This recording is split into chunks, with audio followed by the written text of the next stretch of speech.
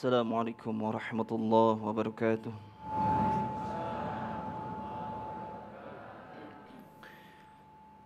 أعوذ بالله من الشيطان الرجيم. بسم الله الرحمن الرحيم. فبما رحمة من الله لنت لهم ولو كنت فظا غليظ القلب لانفضوا من حولك فاعف عنهم واستغفر لهم وشاورهم في الأمر فإذا عزمت فتوكل على الله إن الله يحب المتوكلين.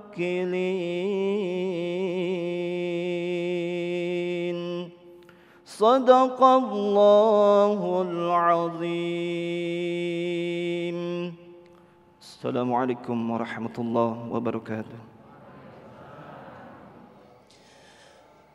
Assalamualaikum warahmatullahi wabarakatuh. Alhamdulillah wa syukuri ala nikmatillah, asyhadu an la ilaha illahu wahdahu la syarikalah wa asyhadu anna Muhammadan abduhu wa rasuluh. Allahumma sholli ala sayyidina Muhammad wa ala ali sayyidina Muhammad. Segala puji bagi Allah karena atas izinnya kita kembali bisa bersama-sama berkumpul di sini dalam majelis ilmu yang sama-sama kita cintai, apalagi kalau bukan Damai Indonesiaku, yang hari ini disiarkan dari Masjid Darussalam di Komplek Kementerian Pertahanan di Jatimakmur, Pondok Gede, Bekasi, Jawa Barat. Jemaah yang berbahagia, sebagai umat muslim kita tentu dianjurkan untuk berlomba-lomba dalam kebaikan. Fastabiqul khairat, termasuk dalam hal ibadah. Nah, namun ibadah yang sering kali kita persepsikan adalah ibadah mengerjakan kewajiban semata-mata hanya perintah dari Allah. Namun output dari ibadah tersebut adalah bagaimana kita sering dilupakan. Bagaimana kemudian output dari ibadah ini adalah kita bisa menciptakan pribadi yang baik tercermin melalui perilaku kita sehari-hari atau akhlak yang mulia. Nah, inilah insya Allah yang akan menjadi tema kita pada hari ini, keutamaan akhlak dalam Islam, yang hari ini akan dibawakan oleh guru-guru kita yang sudah hadir di tengah-tengah kita. Ada Ustadz Aswan Fai dan juga Ustadz Arifin Nugroho. Dan pemirsa, bagaimana kemudian kita memahami ibadah ini agar bisa tercermin dalam kehidupan kita sehari-hari menjadi sebuah akhlak yang mulia. Insya Allah akan dibawakan pertama kali oleh Ustadz Aswan Fai. Selamat mengikuti. Bismillahirrahmanirrahim. Assalamualaikum warahmatullahi wabarakatuh.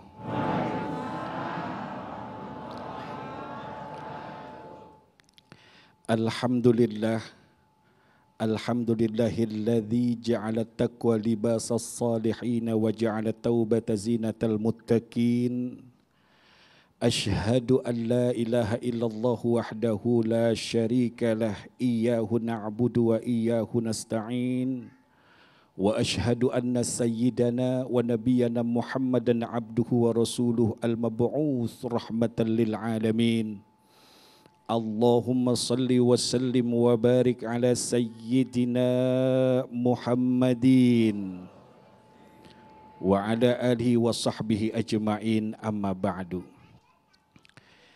Yang terhormat dan yang kita muliakan, wabil khusus kepada para alim ulama, para asatid juga asatizah, guru kita yang insya Allah akan membahas lebih luas lagi abang kita yang ganteng, subhanallah. Juga pemirsa TV One di mana saja Anda berada, wabil khusus kepada Bapak Ibu hadirin dan hadirat di majelis yang mulia ini, masjid yang penuh dengan keberkahan ini kita berkumpul. Kalau bukan karena akhlak yang mulia, akhlak yang indah, maka pemirsa akan lebih fokus lagi, akan lebih khusyuk lagi. Jadi akhlak indah ini akan membuat kita lebih taat kepada Allah Subhanahu wa ta'ala. Juga hadirin dan hadirat, subhanallah, pakaiannya rapi, keren, ganteng, cantik, kelihatan akhlaknya. Kelihatan enggak akhlaknya? Pemirsa, juga hadirin hadirat rahimakumullah. Ada sebuah kalimat indah dari seorang ulama. Begitu saya ngobrol dengan beliau, beliau ngomong begini, Aswan, setinggi apapun ilmumu, sehebat apapun pengetahuanmu, bahkan seandainya dengan ilmu dan pengetahuan itu engkau bisa duduk di atas awan, tapi kalau engkau buruk akhlak, buruk adab, maka itu semua tidak ada gunanya. Kalimatnya pendek, ringkas, singkat, tapi isinya dalam. Dalam enggak? Cius? Ulama menerangkan kepada kita tentang akhlak. Secara umum akhlak itu adalah boleh disebut tabiat yang terbentuk asbab keadaan kita, budaya, kebiasaan, latar belakang pendidikan, dan berbagai macam ini dapat membentuk seseorang. Selain itu akhlak juga disebut sebagai perangai, perbuatan, sehingga orang yang berakhlak ini tergantung kiblat akhlaknya, rujukan akhlaknya kemana. Namun ulama dan para cerdik pandai juga menerangkan kepada kita bahwa secara istilah akhlak adalah sifat yang melekat pada diri kita.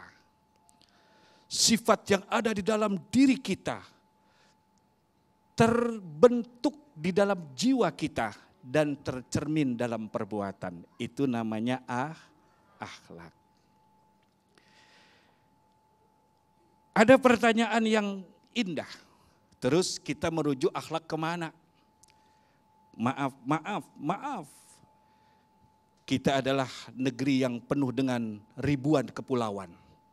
Pasti punya kebiasaan masing-masing.